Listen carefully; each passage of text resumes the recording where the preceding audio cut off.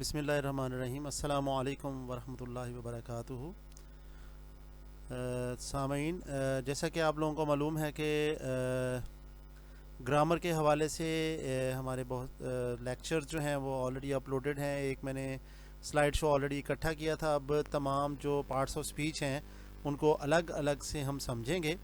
जैसा कि parts of speech के सेक्शन में आप लोगों को पहले रहनुमाई कर दी गई है कि पार्ट्स ऑफ स्पीच जो हैं ये एक बहुत ही अहम मरहला है किसी भी तालिब इल्म के लिए। जो भी बच्चा इंग्लिश सीखना चाहता है या बच्ची इंग्लिश सीखना चाहती है तो उसके लिए ये ज़रूरी है कि वो पार्ट्स ऑफ स्पीच को समझे और इसको इस तरह से समझे कि इसका रियलिस्टिकली उसको पता हो कि ये पार्ट्स ऑफ स्पीच की जो रिकग्निशन किया है, इसकी पहचान क्या है और सेंटेंसेस में इसकी यूटिलाइजेशन क्या है, और अल्टीमेटली उसको पता लग जाएगा कि किस तरह मैंने इसको अपनी इंग्लिश लर्निंग में और इसके प्रैक्टिकल यूज़ में कैसे यूज़ करना है।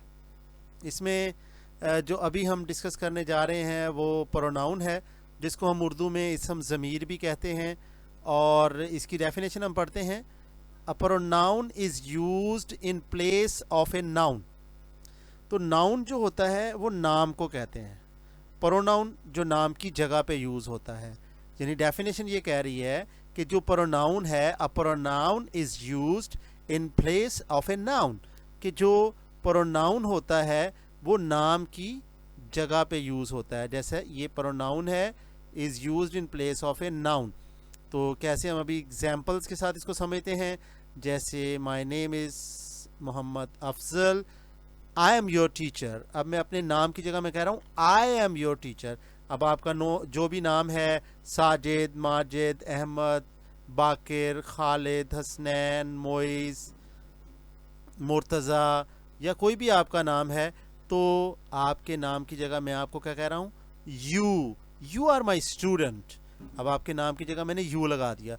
तो इस तरह ये है he, she, it, I, we, they, you. ये जो रेड कलर में आपको वर्ड्स नज़र आ रहे हैं ये प्रोनाउन हैं।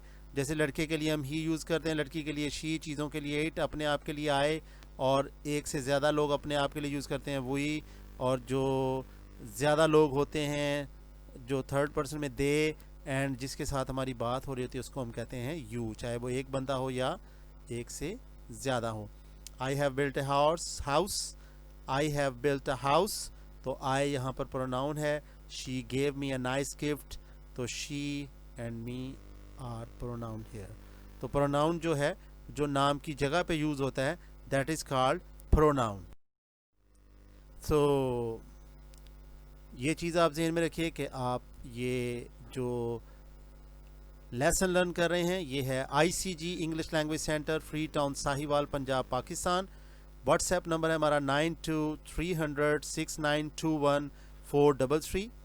और हमारा इंस्टीट्यूट जो है वो आइल्ट्स, स्पोकन इंग्लिश और जनरल इंग्लिश की क्लासेस के लिए जो है वो मुख्तस है। और यहाँ पर मुख्तलिफ स्टूडेंट्स जो हैं वो ऑनलाइन भी पढ़ सकते हैं और डायरेक्टली भी क्लासेस लेकर पढ़ सकते हैं।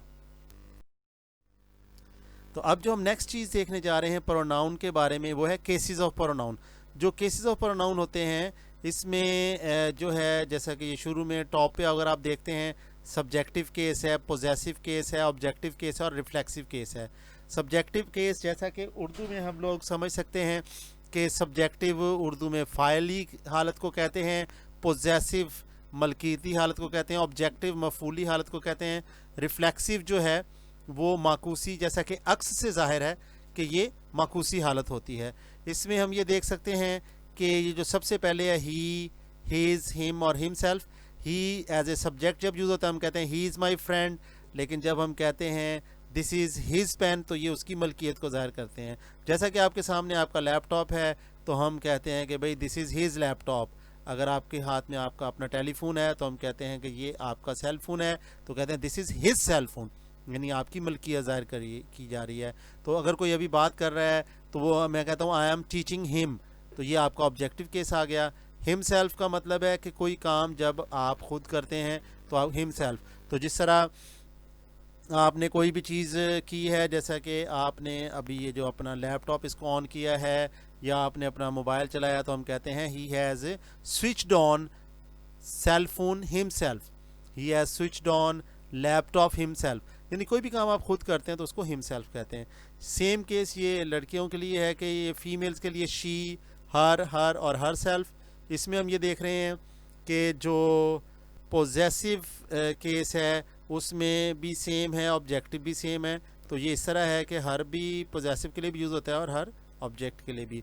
शी जो एज ए सब्जेक्ट केस, और हर सेल्फ अगर किसी लड़की ने खुद से कोई काम किया होता है तो हम कहते हैं कि she has written herself, ये उसने खुद लिखा है। इसी तरह अगर कोई भी काम कोई लड़की बजाते खुद करती है तो हर सेल्फ कहते हैं, लड़का करता है तो हिमसेल्फ। इसके बाद इट की बारी आ जाती है, तो हम ये कहते हैं कि ये जो आपकी स्क्रीन के सामने है ये लेसन खुला हुआ है तो इट इज़ लेसन, तो ये इट इज़ लेसन है। और ये वाला भी इसी का पार्ट है, दिस इज़ इट्स पार्ट, ठीक है। तो you are learning from it, तो ये इसका ऑब्जेक्टिव केस आ गया। इस तरह इट सेल्फ क्या होता है, जब कोई चीज़ खुद ब खुद चल पड़ती है, जैसे आपका जनरेटर खुद ब खुद चल पड़ता है, ऑटोमेटिक है, तो हम कहते हैं it will start it self, it will start it self. तो बहुत सारी चीज़ें ऑटो पे होती हैं तो उनके लिए हम इट सेल्फ यूज़ करते हैं, बजाते खुद। इसके बाद आई है, आई का मतलब मैं, माई का मतलब यानी पोजेसिव में ये चीज़ मेरी है, मी इसका ऑब्जेक्टिव केस है, माई सेल्फ यानी बजाते खुद, तो इसको हम यूज़ करते हैं। I am your teacher, this is my laptop, this is you are learning from me, ये ऑब्जेक्टिव केस हो गया। तो ये जो स्लाइड में ये लिखा हुआ है तो मैं कहता हूँ I have written myself, ये मैंने खुद लिखा। कोई भी काम आप खुद करते हैं तो माई सेल्फ। इस तरह ये देखें ऊपर है, आपने काम खुद किया हिम सेल्फ हो गया, लड़की ने किया हर सेल्फ हो गया।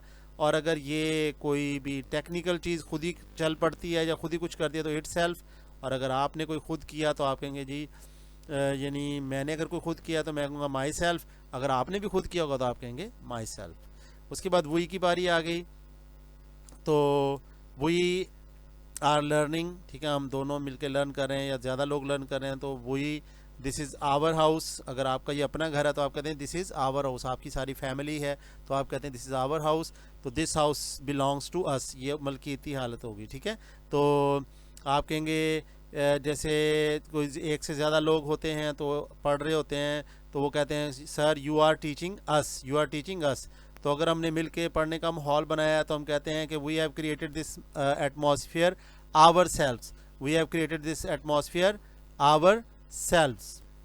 इसी तरह they, there, them and themselves में क्या होता है कि दे आर माई स्टूडेंट्स, वो मेरे तालिब इल्म है, दिस इज़ देयर क्लासरूम, ये उनका क्लासरूम है, आई एम टीचिंग देम, मैं उनको पढ़ा रहा हूँ। तो इस तरह अगर उन्होंने माहौल बनाया तो हम कहते हैं कि they have created this atmosphere them selves, ठीक है, देम सेल्व्स। उसके बाद यू की बारी आ जाती है, तो यू में हम कहते हैं कि जैसे मेरी आपसे बात हो रही है, आप मेरे से लर्न कर रहे हैं, तो मैं कहता हूँ कि यू आर माई स्टूडेंट, ठीक है।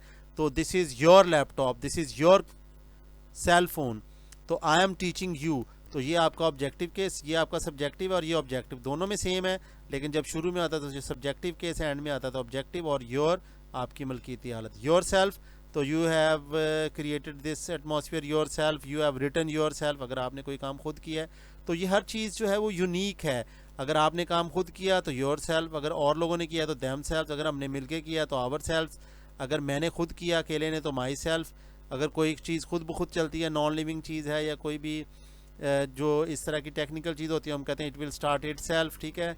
अगर लड़की ने काम खुद किया तो हर सेल्फ, लड़के ने किया तो हिम सेल्फ।